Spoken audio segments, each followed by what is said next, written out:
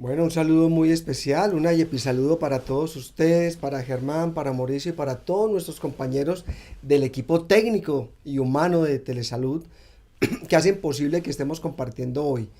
Vengo con el corazón pues muy contento hoy, porque he tenido una experiencia con la Secretaría de Salud de Pereira capacitando, haciendo unos cursos presenciales de Ayepi para médicos y enfermeras de Pereira, de Dos Quebradas, y hemos encontrado gente muy receptiva con la estrategia. Realmente vengo muy contento, doctor Mauricio, en la revisión de los foros que ustedes han participado, del primero, segundo, tercer foro, que me parece muy importante que respondan esas preguntas. Veo gente muy interesada y Así gente con es. mucho reconocimiento de lo que es la estrategia YAPI.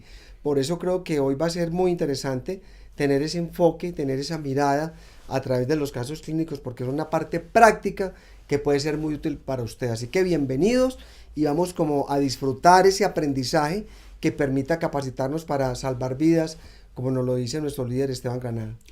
Y es abierto, o sea, hagan las preguntas cuando quieran y si nos devolvemos al caso clínico, nos devolvemos y le damos la vuelta y aquí hay por lo menos unos 7 u 8 casos clínicos que tenemos para ustedes hoy, pero si no podemos hacer sino 2 o 3, pues mejor. Quiere decir que hay mucho interés. O sea, lo que queremos con ustedes a través de estos casos clínicos es no solo enseñarles los cuadros de procedimientos, cómo usarlos, sino a que discutamos todo lo que tiene que ver con tratar. ¿Correcto? O sea, las preguntas hoy son las que ustedes quieran. Los casos simplemente son ilustrativos y para que vayamos conversando. Entonces entremos en materia. Aquí ustedes van a ver, no tenemos un orden, hemos puesto algunos casos que hemos escogido para hoy, como escogeremos otros en otro momento, pero digamos que esto los va a ir llevando un poco por cada una de las clasificaciones que ustedes tienen y que han estudiado y que están en los cuadros de procedimiento. Entonces, Calito va a leer este, usted lee si quiere el Claro, segundo y vamos ahí conversando entre conversando. todos. Un Perfecto. recién nacido, producto de tercer embarazo de 34 semanas de gestación, con controles prenatales, nace con doble circular al cuello, con un Apgar de 5 al minuto y líquido amniótico claro muy escaso. Entonces miren que a veces lo que a uno le cuentan no es suficiente. Ustedes dirán, uy, qué cantidad de información falta ahí, cuánto pesó al nacer, cuál fue el Apgar a los 5 minutos. Pero esto es lo que queremos porque esto es lo que ustedes se van a encontrar en muchas ocasiones, que no tienen sino una Eso, poca información con la cual correcto, sí. puedan clasificar un niño y no es necesario muchas veces tenerla toda. Maravilloso que al final de este ejercicio y cuando ustedes terminen capacitados y certificados en IEPI sean capaces de construir historias como las que les vamos a mostrar al final. Pero esto es la información que nos dieron y nos dicen que clasifiquemos este recién nacido.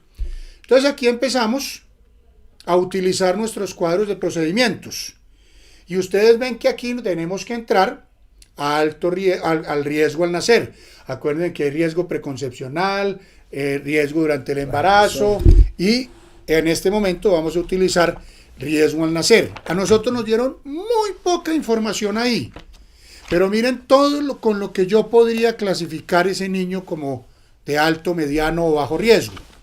Entonces, cuando yo leí este caso la primera vez dije, pues ese paciente es de alto riesgo al nacer por el Apgar. Pero si ustedes revisan ahí, en términos de pronóstico de lo que va a suceder con este niño, el Apgar que es importante es el Apgar a los 5 minutos. Entonces, ¿por qué lo pusimos este caso? Porque queríamos hablar de eso. El Apgar al minuto es un Apgar que determina, ¿sí?, las decisiones durante el minuto de oro que se tienen que tomar para reanimar a este niño. Pero realmente el pronóstico lo da el Apgar a los 5 minutos. Y aquí no nos lo dieron. Entonces, vamos a esperar 5 minutos a ver si el niño es clasificado de alto o de mediano riesgo. Pues no. Entonces, realmente, el dato que nos clasifica a este niño como de alto riesgo al nacer es su edad gestacional, que es de 34 semanas y que, como ustedes bien dicen ahí, es menor a 35 semanas para clasificarlo. Entonces, en los cuadros de procedimientos, sobre todo en los que tienen que ver con recién nacidos y algunas patologías como fiebre, hay muchos ítems para clasificar, pero ustedes no necesitan sino uno. O sea, aquí no hay 2 o 3, o si hay 2, entonces es entre más o menos alto y mediano o no. Con un solo criterio de riesgo mayor, el niño se clasifica como riesgo mayor.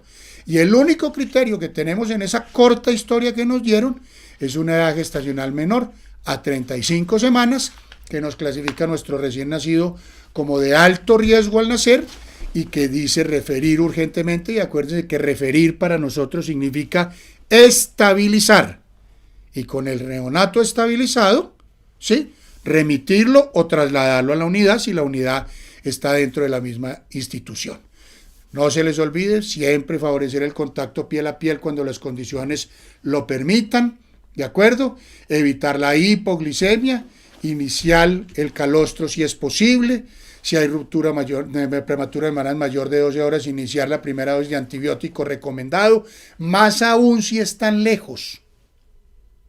Entre más lejos estén de una unidad neonatal, más importante es esta recomendación antes de referir la primera dosis de antibióticos. Si cuando el niño y la madre, o cuando el niño llegue a la unidad neonatal, después se considera que la madre no tenía infección asociada a la ruptura prematura de membranas, se le quita el antibiótico.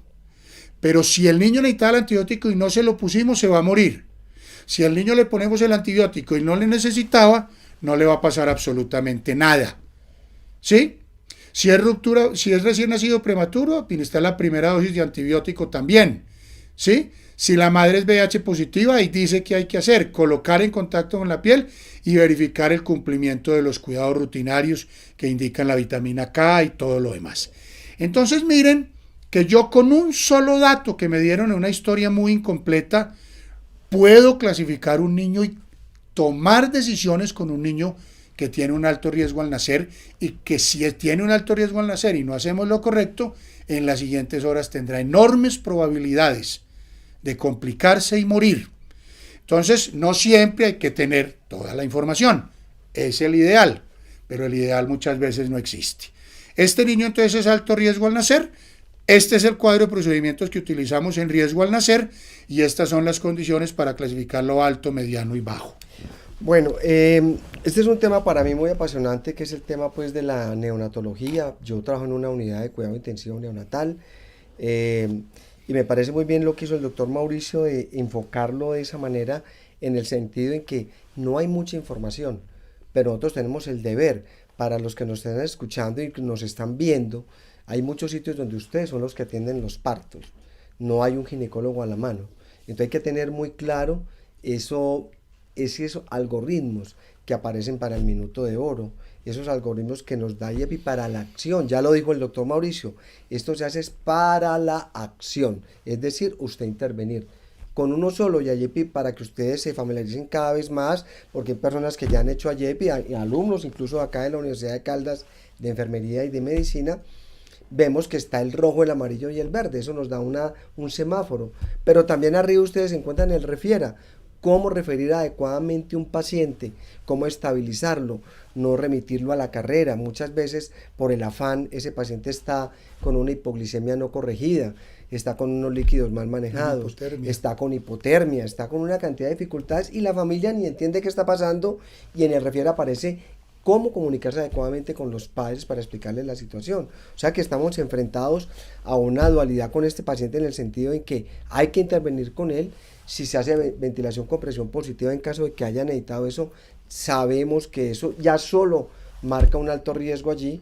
Y vemos también otras cosas muy importantes. IEPI dice aquí que si tiene más de 12 horas de ruptura de membranas, normalmente en las unidades estamos trabajando hasta 18 horas, pero sabiendo que ustedes están lejos, que lo van a remitir, entonces se trata de unificar, que son mayor de 12 horas de ruptura de membranas, coloquen los antibióticos al bebé. O sea que es un caso muy interesante, esperemos a ver qué inquietudes se van dinamizando, y lo que dice el doctor Ocampo es súper importante. No siempre tenemos a mano toda la información, y aún así nos toca actuar. ¿Para qué? Para salvar a ese bebé y tratar de hacerle un tratamiento de la mejor manera posible y que esté dentro de esos rangos académicos que plantea IEPI. Correcto, y por eso miren, cada uno tiene como 10 o 11 ítems, para que si uno tiene poca información, uno solo, le determina a uno qué hacer. Muy bien, Todo lo que vaya surgiendo de preguntas y eso váyanlo poniendo en el chat que las vamos desarrollando. Esto, discúlpenme que es brutalidad. ¿Qué vamos? No, ¿esto para dónde va? ¿De aquí? Ok. No, eso. ¿Este? El de allá. Este. Eso. Listo. Ahora sí ya encontré cuál es. Muy bien. Entonces miren este nuevo caso. Jorge. Claro que Jorge pues ya recién nacido le está bautizado, pero eso fue decisión de la mamá. Ya sabían cómo se iba a llamar. Pero Jorge pesó 2.500 gramos al nacer. Es producto de un embarazo de 39 semanas por amenorrea. El parto fue normal, pero el líquido amniótico estaba teñido de meconio. Al nacer no respiraba. Estaba azul todo el cuerpo. No respondía a estímulos y su frecuencia cardíaca fue menor de 100 por minuto. Ustedes ya ven un caso que es complejo, ¿sí? Discúlpeme si voy como así. ¿De acuerdo? Entonces me voy a devolver para que lo vean, porque aquí hay mucha más información, pero sigue sucediendo lo que nos sucede en la gran mayoría de las historias. Entonces yo quisiera preguntar, oiga, pues, ¿cómo fue el embarazo? ¿Cierto? ¿Cómo fue el trabajo de parto? Pero no lo tenemos.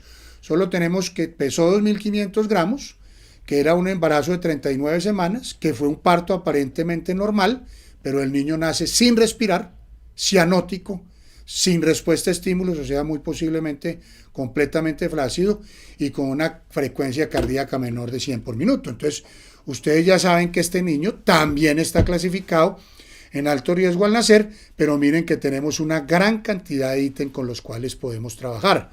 ¿De acuerdo? ¿Sí? Para determinar que ese niño, de hecho, requiere en ese minuto de oro una reanimación mucho más agresiva que posiblemente solo dar oxígeno con bolsa, con máscara y bolsa, ¿de acuerdo? Pero esto es un niño también de alto riesgo al nacer que va a requerir de grandes intervenciones por parte de ustedes con el fin de poderlo estabilizar y de poderlo remitir. Pero entonces, ¿cuál es la importancia de lo que hay aquí? ¿Sí? Que si ese niño no hubiera nacido como nació, con el peso al nacer entre 2.000 y 2.500, solo hubiera sido un mediano riesgo al nacer, ¿cierto? Solo hubiera sido un mediano riesgo al nacer.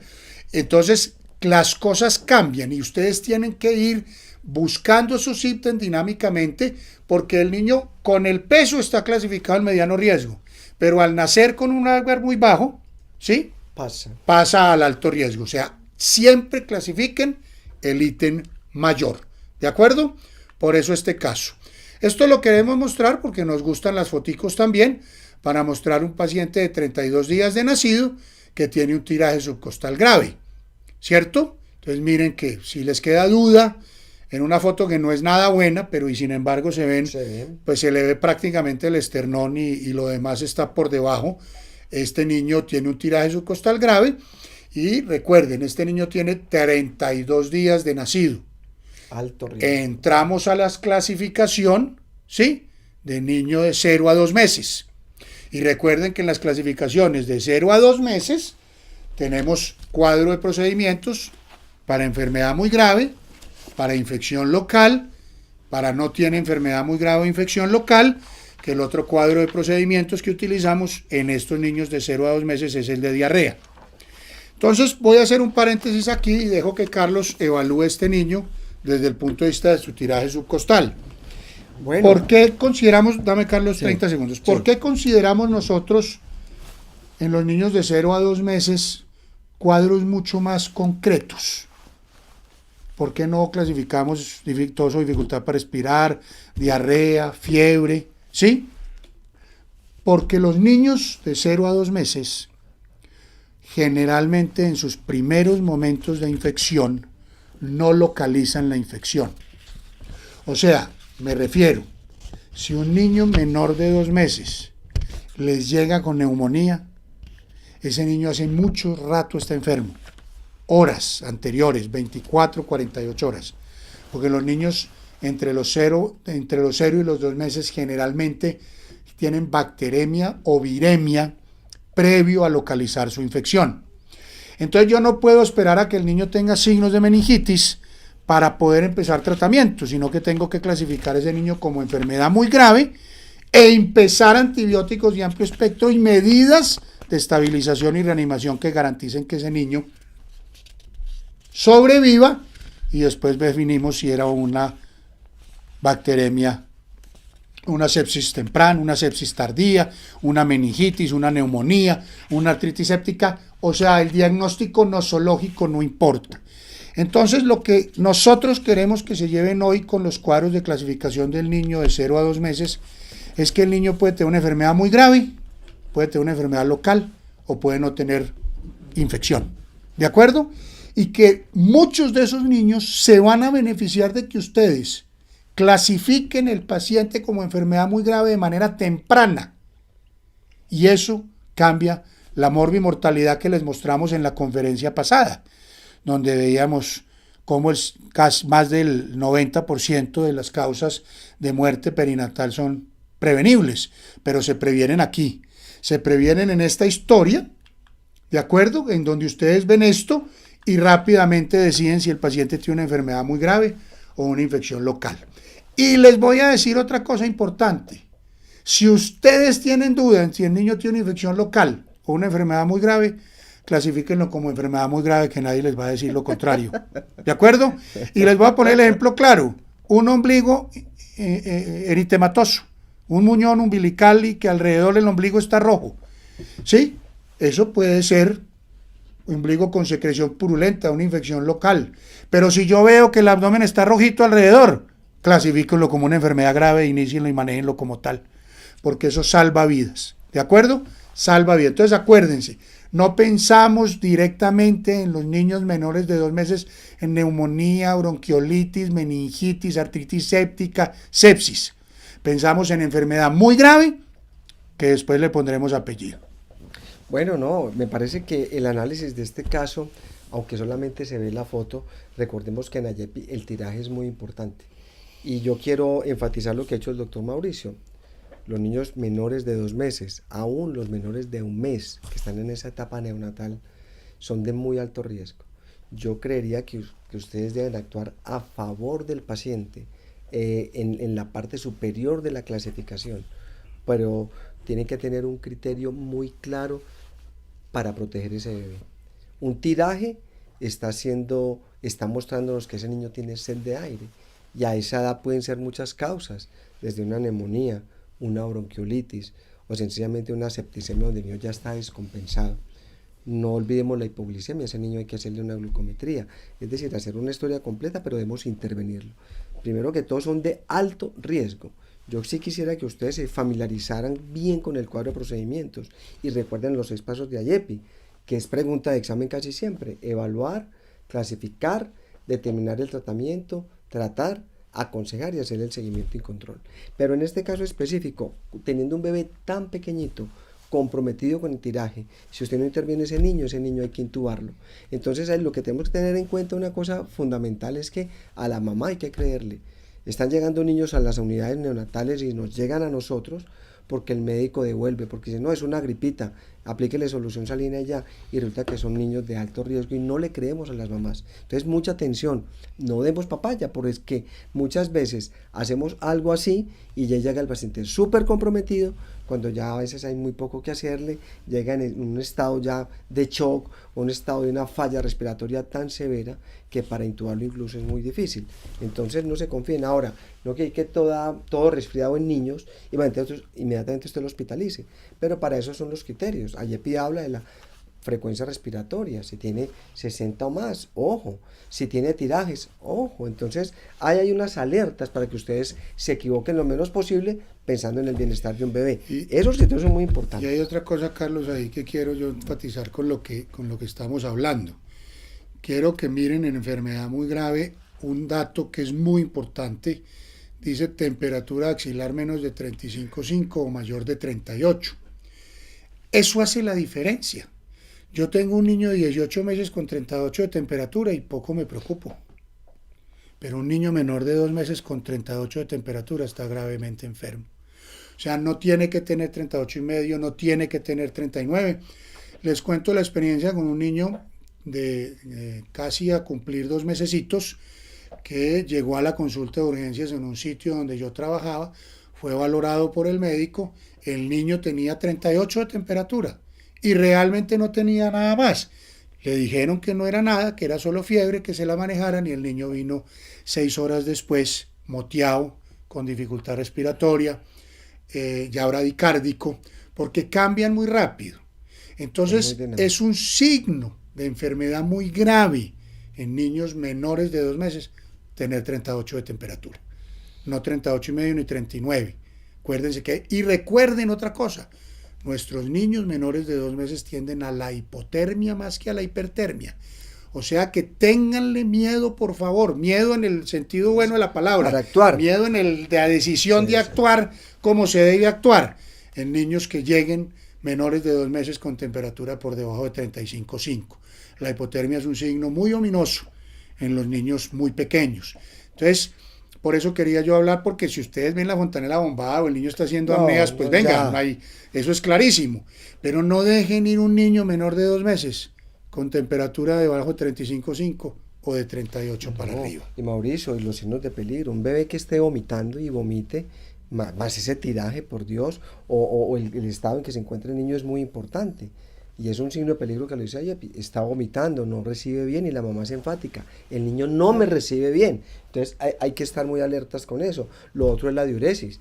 Es muy difícil mirar y tener en cuenta que ese pañal esté mojadito o no, porque con eso nos parece que también es otro indicador, la diuresis en el niño. Son signos clínicos que podemos tener, una glucometría, en fin, sabemos que el enfoque de ese paciente es un enfoque que tenemos que hacerlo mirando bien el cuadro de procedimientos. Tengan ese cuadro de procedimientos a la mano. Creo que es supremamente útil, aún el del 2015-2016, porque les va a permitir actuar. Bueno, tutores, acá hay una pregunta de la participante Natalia Escobar.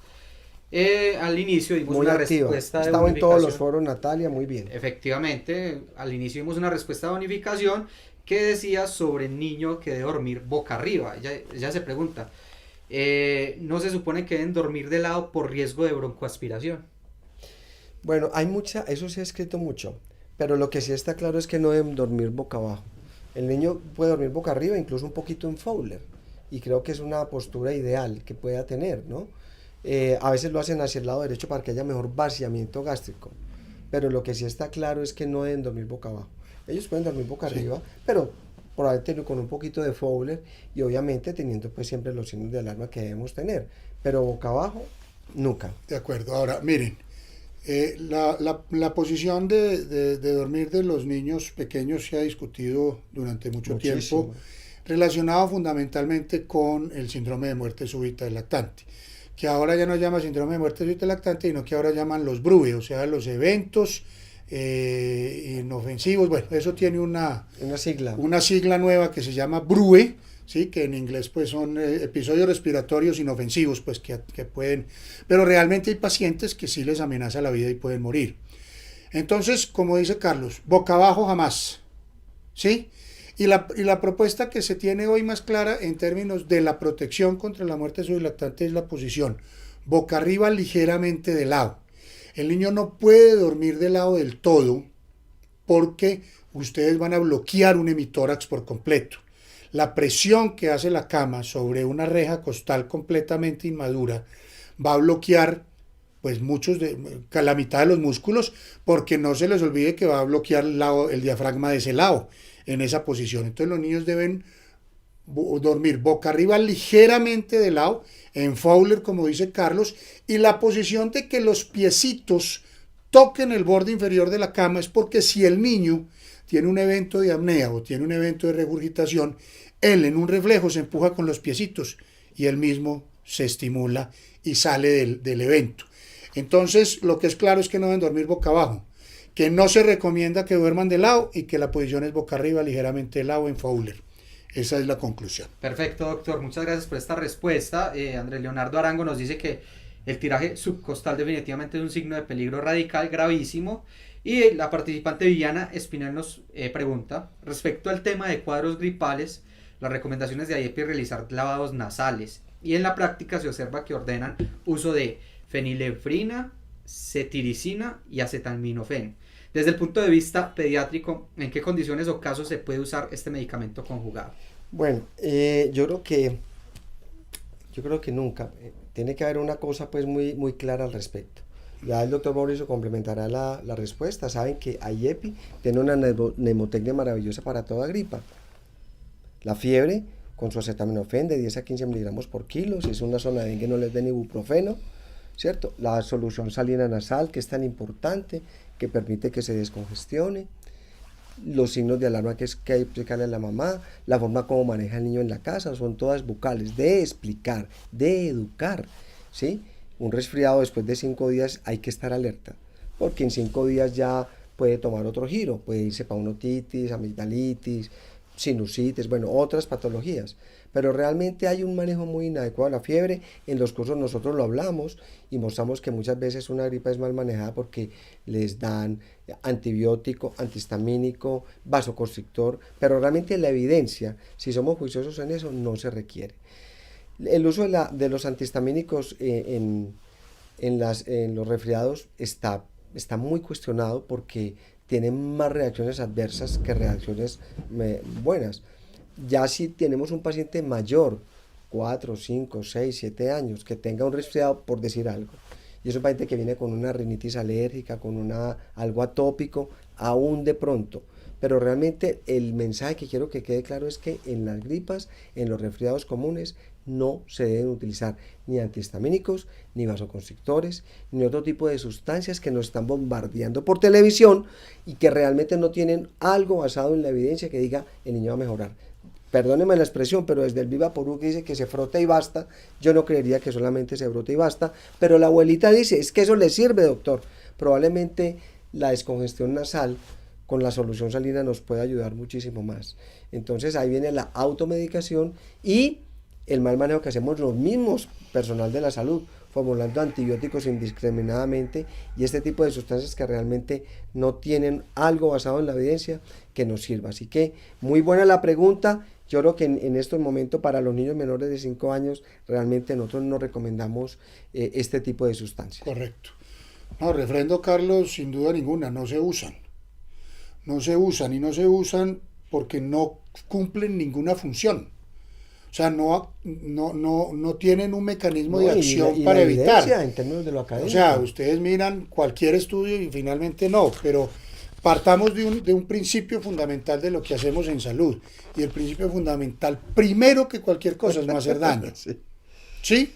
Yo no puedo usar medicamentos que hagan daño. Pero para decir 3 cosas puntuales. La primera, no hay uso de antihistamínicos en niños menores de 6 meses. Ninguno. Bajo ninguna circunstancia. En ningún caso. Mucho menos de vasoconstrictores. Se controla la fiebre, se dan buenos líquidos, la alimentación adecuada y las cosas salen bien. ¿Sí? Segundo, antihistamínicos, o sea, bloqueadores de la histamina. Yo quiero que alguien me diga si en un cuadro de gripa hay liberación de histamina. No, hay liberación de otros mediadores de la inflamación. Entonces, si un virus produce una respuesta inflamatoria donde no hay histamina de por medio, ¿para qué sirve un antihistamínico en gripa, en resfriado común? No sirve para absolutamente nada. Y ojo con los vasoconstrictores nasales, no son inocuos. No son inocuos, pueden generar entre el niño más pequeño efectos cardiovasculares. A diferencia, digamos, de nebulizar la adrenalina en Krupp, no produce efectos cardiovasculares. Colocar oximetazolina directa en la nariz puede producir efectos cardiovasculares si el niño es muy pequeño. Entonces, usamos un mundo de medicamentos que no tienen un mecanismo de acción en una gripa, porque es que el salbutamol es muy bueno en crisis de asma porque broncodilata, hace efecto sobre los receptores beta 2, pero un vasoconstrictor o un descongestionante, un antihistamínico, no tiene ninguna función. Y recuerden una cosa para terminar este punto: cualquier medicamento que salga en televisión es porque los médicos no lo formulamos. Y deberíamos considerar que no es ético formularlo. Porque no podemos jugar el juego de venta libre de medicamentos, así se llame acetaminofén. Ustedes todos con absoluta seguridad han tenido experiencia con niños y adolescentes que se han intoxicado con acetaminofén, porque en la casa hay guardados 4 frascos y el niño le gusta mucho y se clava los 4 frascos. No a la venta libre de medicamentos. Entonces los que salgan en televisión, tipo Mielter Tos, ¿sí? Por favor absténganse de formularlos. Bueno, me parece muy bien. ¿Hay más preguntas o algo? Sí, aquí hay un caso de Belkis Bolaño. Niño con vómito, veo que en la práctica clínica usan, voy a leer el medicamento, metoclopramida y alisaprida, pero IEPI no recomienda ningún medicamento antiemético. ¿Hay alguna orientación sobre el uso de estos medicamentos? Bueno, yo hago una introducción y Mauricio la complementará. Realmente son también los efectos adversos de una metoclopramida severos. Nosotros, y Mauricio lo recuerda y lo hemos visto, el extrapiramidalismo que producen los niños. Es una cosa pavorosa para los papás, como estos niños empiezan a hacer a torcerse, padeciendo una pseudoconvulsión, el compromiso del sensorio, bueno, todos los riesgos que tiene. Realmente nosotros lo que hacemos es hidratar o plan A, las 5 reglas de oro, o plan B, y si realmente el niño vomita tanto que no tolera nada, se le colocaría el plan C. Allí ya, en otro escenario, con una evaluación completa, con todos los criterios que pueden tener, ya se miraría de alguna sustancia que ayer lo he hablado, que es de pronto el ondansetrón. Pero eso tiene, pues, digámoslo, mucha filigrana. Realmente en el primer nivel y en el segundo, de pronto, no utilizamos ningún tipo de estas sustancias por los riesgos que tiene precisamente de eso. ¿Qué sugerimos? Hacer el IEPI, cuadro de procedimientos. Miren ustedes, plan A, las 5 reglas de oro que son maravillosas. Plan B, utilizar entonces 75 cc por kilo para 4 o 6 horas, que es un regla general. Ahora, IEPI recomienda que si realmente es tanta el MS y usted no tiene líquidos, puede hidratarlo a través de una sonda nasogástrica, que podría ayudar en determinado momento. Pero entre la sonda nasogástrica y usted mirar si realmente no tolera, hay que averiguar primero la causa, porque ese niño está vomitando tanto, está haciendo una meningitis que vomita, entonces usted le maneja con alisaprida el vómito a una meningitis o a una infección urinaria. O sea, yo pienso que hay que tener muy buen criterio clínico. Es muy importante la pregunta que tú haces y la reflexión, y creo que no debemos utilizarlo, hacer los pasos, y IEPI nos lo dice. Si antes tanto el vómito tiene intolerancia al nivel oral, es un signo de peligro de IEPI, usted lo debe hospitalizar e hidratarlo parenteralmente. Correcto. Aporto lo siguiente: la metoclopramida no se usa en pediatría, y no se usa en pediatría por disposición del laboratorio que la produce. El laboratorio sacó hace más o menos unos 6 o 7 años una recomendación para el mundo, basada en unos estudios que se hicieron en Europa, ¿sí?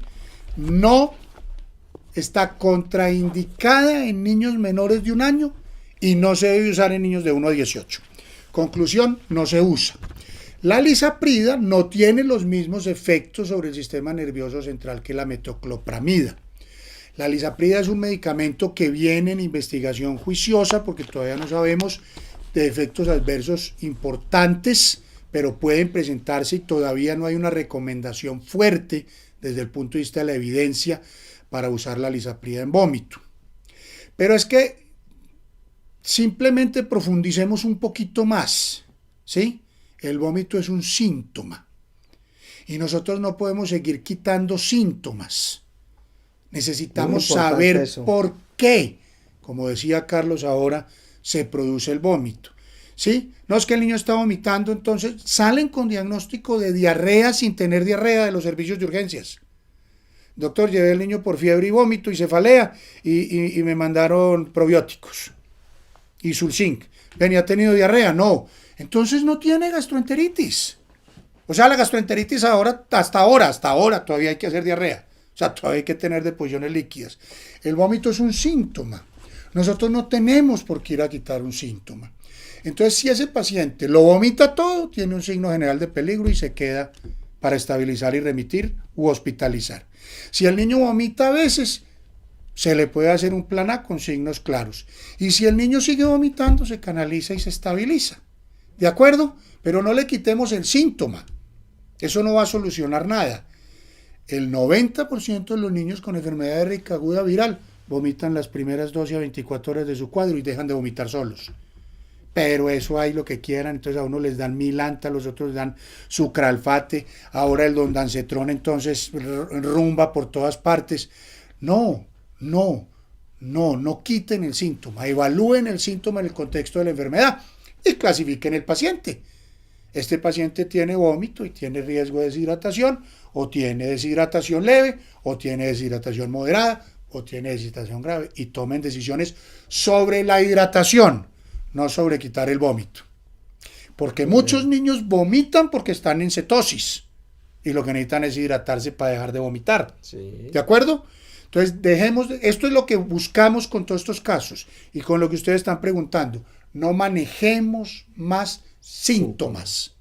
Manejemos los niños y el síntoma en el contexto de una clasificación que permita tomar las decisiones correctas. Muy bien, este sí es el caso grande, vean.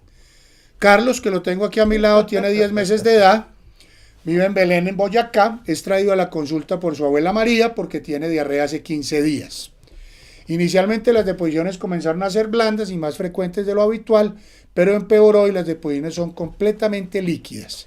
Presenta vómito, se queja a ratos como si tuviera dolor.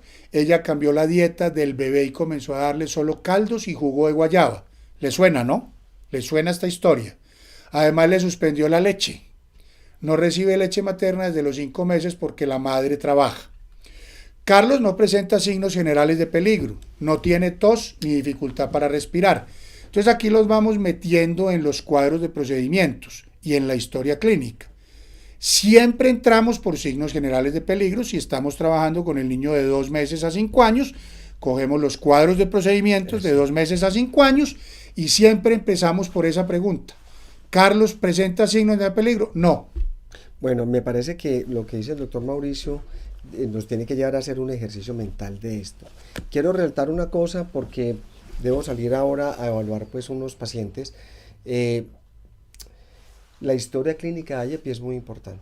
Yo creería que el ejercicio que nosotros hacemos y lo hemos hecho con el doctor Mauricio en los cursos presenciales, virtuales, de todo, es que ustedes tengan la historia clínica del niño, en este caso de Carlos, desde los 2 meses a los 5 años y vayan ítem por ítem. Tiene signos de peligro, tiene tos o dificultad, tiene diarrea, tiene fiebre. Entonces van mirando la historia y eso les va a permitir a ustedes que no se les salte nada y que hagan una evaluación integral. Realmente la respuesta que hemos tenido de tantos profesionales alrededor de Colombia, alrededor de Latinoamérica, ha sido una cosa muy buena. Tener la historia clínica, es importante seguirla y tener los cuadros de procedimientos. Yo quiero pues despedirme, doctor Mauricio, darle las gracias a todos ustedes porque realmente son los que hacen pues este curso, esta capacitación. Los he visto ya con comunidades indígenas como los Awa, en fin, mucha gente que quiero darles un reconocimiento, que no desmayen. Todavía nos queda esta parte final del curso para que ustedes sigan trabajando. Estamos abiertos en el foro, esta es una partecita de interacción, pero queremos que nos pregunten y podamos estar en contacto. Un AYEPI abrazo muy grande a mi equipo de Telesalud, a Esteban Granada, a todos, a Germán y obviamente a mi amigo hermano AYEPI, el doctor Mauricio. Un abrazo muy grande para ustedes. Ya lo despachamos porque tiene que trabajar.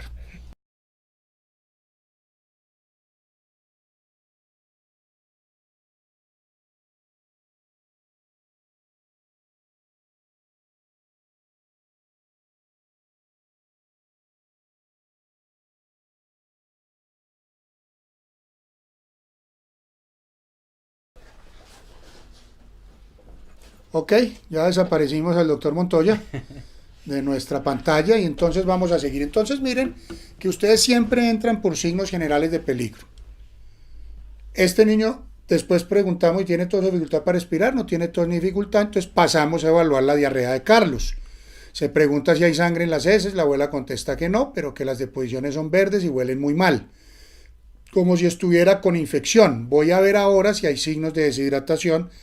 Dice el médico, el niño no está normalmente somnoliento, tampoco está inquieto ni irritable y tiene los ojos hundidos. Al plegar la piel del abdomen, esta vuelve a su lugar lentamente. Además, a la palpación está blando y sin dolor el abdomen. No hay signos de irritación peritoneal y no se encuentran masas. A pesar de que aquí no hay, y vuelvo y reitero, son historias donde falta mucha información. Yo quisiera que este niño tuviera peso, tuviera talla, tuviera temperatura axilar, pero estas son las historias que encontramos y por eso se las mostramos así. Porque estamos trabajando situaciones puntuales. Entonces, miren la importancia de lo que hablamos. ¿Qué cuadro de procedimientos usarían ustedes? Entonces yo diría, no, listo, el de diarrea, ¿sí? O el de deshidratación. Y resulta que no, aquí hay un dato clave y es la duración de la diarrea. El niño tiene diarrea hace 15 días y acuérdense que la clasificación de diarrea persistente es 14 días o más. Entonces ya no es nuestro cuadro de deshidratación o de diarrea y disentería, ¿de acuerdo? Sino que es el de diarrea persistente. Y este niño con diarrea persistente que tiene más de 14 días, tiene 15 días, tiene signos de deshidratación, claramente ojos hundidos y un pliegue que regresa lentamente.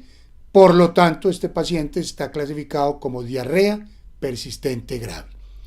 Fíjense, y lo hacemos énfasis en esto, es que la clasificación de diarrea persistente no tiene clasificación verde.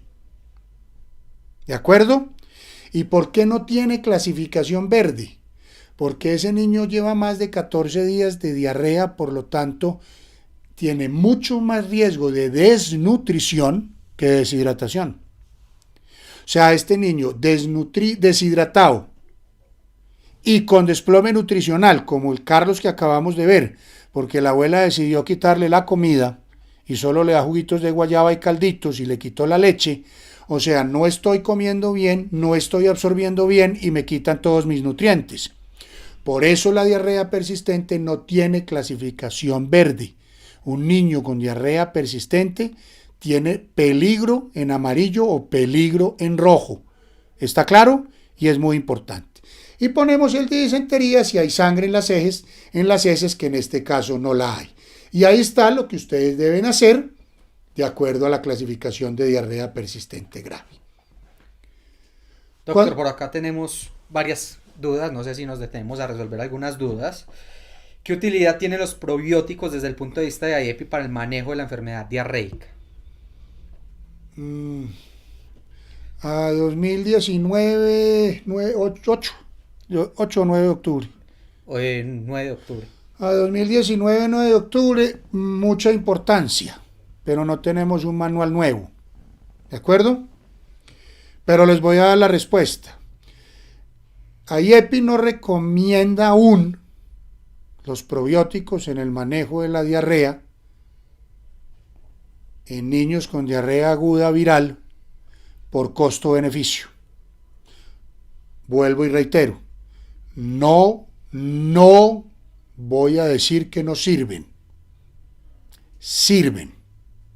Pero costo-beneficio, unos sobres de cualquier probiótico que valen 90.000 pesos frente a un sulfato de zinc que vale 14.000 y un suerito que vale una papeleta, no sé, 200 o 300 pesos, y que sabemos que la evidencia ha determinado que son eficientes, eficaces y que logran controlar el episodio de diarrea y evitar la deshidratación, más una buena alimentación. AIEPI, en términos de lo que hablé en la videoconferencia anterior, costo-beneficio y salud pública, aún no lo recomienda. Pero es muy probable que en el manual nuevo que salga haya recomendaciones puntuales sobre el uso de probióticos en algunos casos de diarrea en niños. Espero haber sido claro. Perfecto, sí, le agradece Valentina Arroyave, que era la participante que estaba preguntando. Seguimos con Judy Chicaiza. Nos dice cuáles son las indicaciones para solicitar un coprológico a todos los menores con diarrea. ¿Se les debe solicitar coprológico? El coprológico puede ser el examen más malo que existe en medicina. Absolutamente inespecífico, incapaz de detectar la mayoría de los gérmenes que producen infección, no detecta virus, no detecta hongos, no detecta la shigella, no detecta la salmonela. Lo único que salen en muy contadas ocasiones es un par de yardias después de haber perseguido esas yardias por ahí por 3 o 4 coprológicos y las amibas. De resto no sale nada más. es muy malo. Si no se toma correctamente, se seca y se pierde. Si no se lleva rápidamente, lo que había se muere. Conclusión, el coprológico no es útil realmente en diarrea aguda. ¿Cuándo un coprológico es necesario? 1. En pacientes con diarrea persistente que consideramos que hay una alteración importante de la flora bacteriana y hay sangre en las heces. Y en disentería, cuando yo considero que esa disentería, por las características clínicas, puede ser amebiana. Características clínicas llaman pujo, tenesmo y urgencia. ¿Ok? De resto, por favor, no le pidan coprológico. No esperen un coprológico para tomar decisiones. A IEPI se los dice en el manual claramente. El 90% de las diarreas en los niños menores de 5 años son virales, las infecciosas. Y del 10% que no lo son, que pueden ser disentería, que tienen sangre en las deposiciones, solo el 1%, solo el 10% de ese 10%. O sea, el 1% del 100% son por amibas. La conclusión es que las amibas empiezan a ser un mito como generadoras de diarrea aguda en términos generales. Entonces, no le manden metronidazol a los pacientes. ¿Ok? Si no han demostrado que el paciente tiene una colitis amebiana. Perfecto, doctor. Abel Caicedo nos hace otra pregunta. Paciente que consultan frecuentemente por sibilancias, IEPI se clasifica como sibilancia recurrente. En cielo o CIEDES no existe ese diagnóstico. ¿Qué criterios utilizo para decir que se trata de un paciente con asma? No, todo. Recuerden la clasificación la definición de asma. ¿Sí? Paciente que presenta más de 3 episodios broncoconstrictivos en el año, que revierten parcial o totalmente con el uso de un beta-2 estimulante, que tiene signos de alergia o atopia, ¿sí? Y que tiene antecedentes familiares de alergia. Eso define qué es asma, ¿sí? Y un paciente con sibilancia recurrente en la primera infancia hasta los 5 años muy probablemente sea asma. Lo que pasa es que muchas veces nosotros no queremos colocarle ese diagnóstico a los niños menores de 1 año. Preferimos hablar de síndrome broncoconstrictivo recurrente o sibilancia recurrente porque muchas veces lo clasificamos como asma y no lo es. Pueden ser enfermedades más graves, como fibrosis quística, bronquiectasias u otro tipo de enfermedades que pueden perderse en el diagnóstico de asma. Pero los criterios son esos, clarísimos. O sea, el paciente tiene episodios recurrentes, tiene signos de atopia o de alergia en su examen físico y tiene antecedentes familiares. Clasifíquenlo como asma y manéjenlo como tal. ¿Por qué? Porque muchos pacientes de esos posiblemente en la medida en que crecen simplemente fueron hiperreactivos y no asmáticos, pero igual hay que manejarlos como tal. ¿Correcto? Entonces, un síndrome broncoconstrictivo recurrente. Lo que pasa es que vuelvo y reitero. IEPI es para la acción. ¿Qué queremos en IEPI? Que al paciente con síndrome broncoconstrictivo recurrente se le use el salbutamol y al paciente con bronquiolitis no se le use. Espero haber sido claro. Perfecto. Y hay una última pregunta, doctor, acá en el chat. Buenas noches, de Suji Li Chen. Buenas noches. En muchas ocasiones a las consultas llegan los pacientes automedicados. En el caso del que el paciente esté usando antibióticos sin indicación, ¿es mejor suspenderlo o continuar su uso debido al riesgo de resistencia? No existe riesgo, eso es un criterio, un concepto reevaluado ya. No existe. Si el paciente no requiere el antibiótico, suspéndanselo. Si ustedes en su ejercicio clínico consideran que ese paciente que se automedicó no requiere el antibiótico, suspéndanselo. No hay riesgo de resistencia porque pues finalmente no estamos atacando ninguna bacteria existente. Y segundo, porque el antibiótico puede hacer más daño porque no tiene dónde actuar, o sea, no tiene a quién atacar y entonces finalmente lo que hace es daño. Puede suspenderse un antibiótico incluso en pacientes hospitalizados en los cuales se inicia manejo con antibiótico y después se considera que el paciente no tenía una infección bacteriana. Por ejemplo, un niño al que se le sospecha meningitis y después se le descarta la meningitis o se considera que era una encefalitis viral, se le suspende el antibiótico y no pasa nada. O sea, concepto reevaluado, ¿ok? Muy bien, aquí les muestro el cuadro de diarrea con deshidratación para que ustedes recuerden siempre un ítem aquí que está incluido porque es importante y es preventivo. Diarrea con algún grado de deshidratación. diarrea con alto riesgo de deshidratación. ¿Por qué? Porque hay niños que no están deshidratados cuando nos llegan a consulta, pero que tienen diarrea de alto gasto, tienen vómito persistente o tienen rechazo de la vía oral.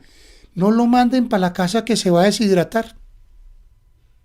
Preventivamente lo dejamos y hacemos un plan A supervisado dentro de la institución o lo pasamos a plan B. ¿De acuerdo? Por eso se incluyó diarrea con alto riesgo de deshidratación, donde el niño no está deshidratado, pero hay que vigilarlo. Por eso quería mostrarles esta. Muy bien. Voy a avanzar porque quiero mostrarles finalmente la historia clínica. Como les digo, a mí no me importaba si llegábamos o no, les estoy pasando los casitos. Recuerden, siempre entramos por aquí. Tiene el paciente signos generales de peligro para clasificar enfermedad muy grave y no son los que nosotros nos inventemos, son estos 4.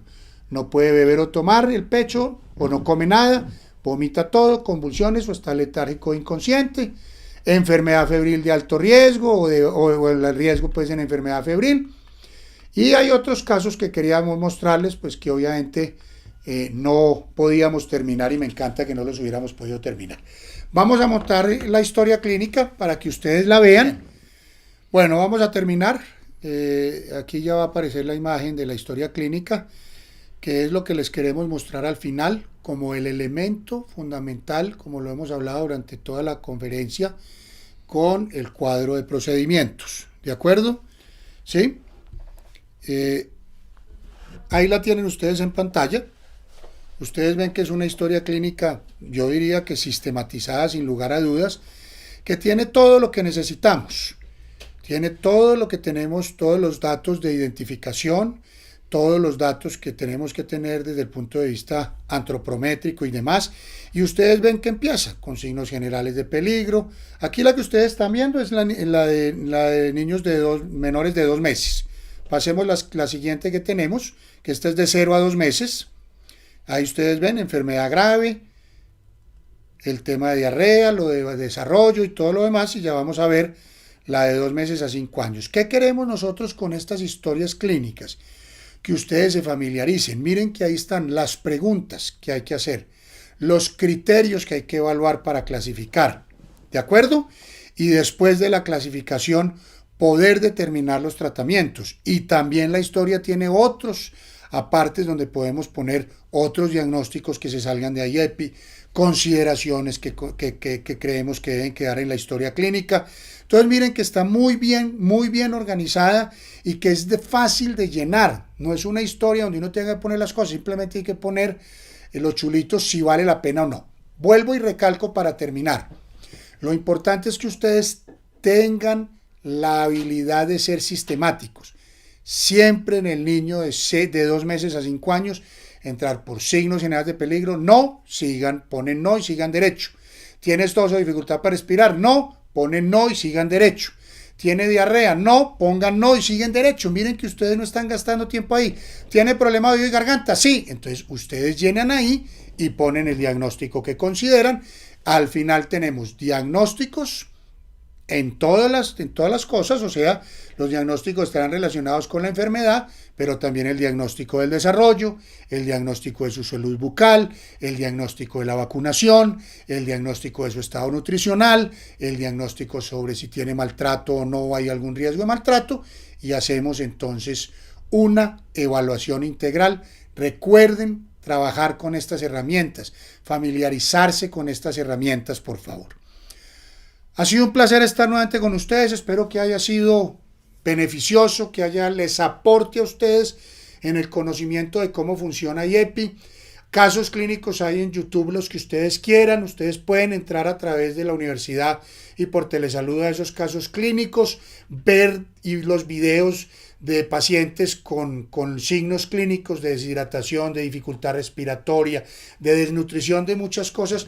O sea, vuélvanse unos trabajadores constantes de IEPI a través de la información que tienen y de las imágenes que puedan conseguir. Perfecto. Una buena noche para todos, terminen como van en su diplomado y desde hoy, porque es nuestra última video, les doy la bienvenida a la familia IEPI y a la familia de Telesalud. Perfecto. Una buena noche. Doctor, quisiera una última pregunta supuesto. que nos tiene Gerson González. Nos dice, en el caso de la bronquiolitis no aconsejan el uso rutinario de B2 y adrenalina nebulizada. Sin embargo, en la mayoría de los casos los usan. Perdón, otra vez, perdón, que no... Perfecto, otra doctor, vez. tranquilo. No hay problema. Gerson González nos pregunta, en el caso de la bronquiolitis no aconsejan el uso rutinario de B2 y adrenalina nebulizada. Sin embargo, en la mayoría de los casos los usan. Desde su perspectiva y experiencia, ¿qué aconseja?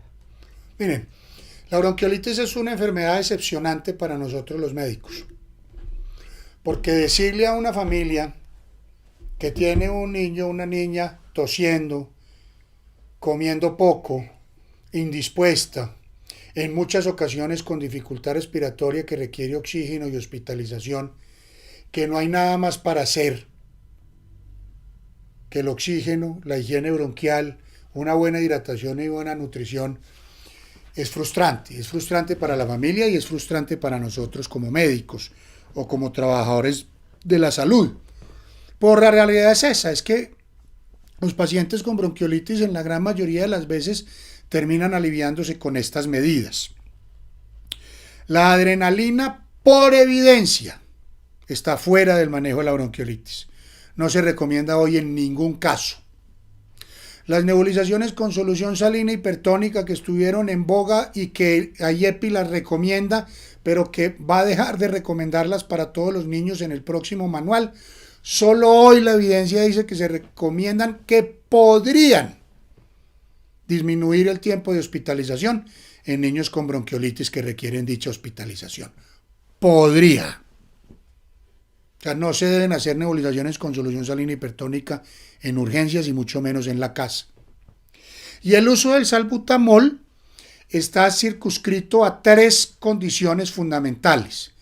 La primera, el paciente se le puede hacer un tratamiento de prueba inicial, o sea, hacerle un esquema corto de 2 puff cada 10 minutos, y si el niño responde en ese esquema corto con el beta 2, el beta 2 puede usarse. Pero si el niño en ese esquema no mejora, el salbutamol debe suspenderse porque no va a funcionar. Segunda razón, paciente con bronquiolitis que cuando uno averigua los antecedentes familiares, ¿sí?, hay altos antecedentes de asma en la familia en primero y segundo grado de consanguinidad. Primero, o sea, papás, hermanos. Ese niño podría beneficiarse del beta 2 durante un episodio de bronquiolitis. Tercero, el paciente que a pesar del manejo conservador con las medidas generales en casa o con oxígeno y medidas generales en el hospital o en la clínica, ¿sí?, pasa más de 5 días y no mejora su síndrome broncoobstructivo, puede usarse el salbutamol para coayudar en una recuperación más temprano. Esas son las 3 indicaciones. Usarlo por fuera de eso es simplemente volver a hacer lo que hablamos con el antihistamínico en gripa. Mentir para quedar bien. Perfecto, doctor. De esta forma cerramos la videoconferencia el día de hoy. Muchas gracias a usted.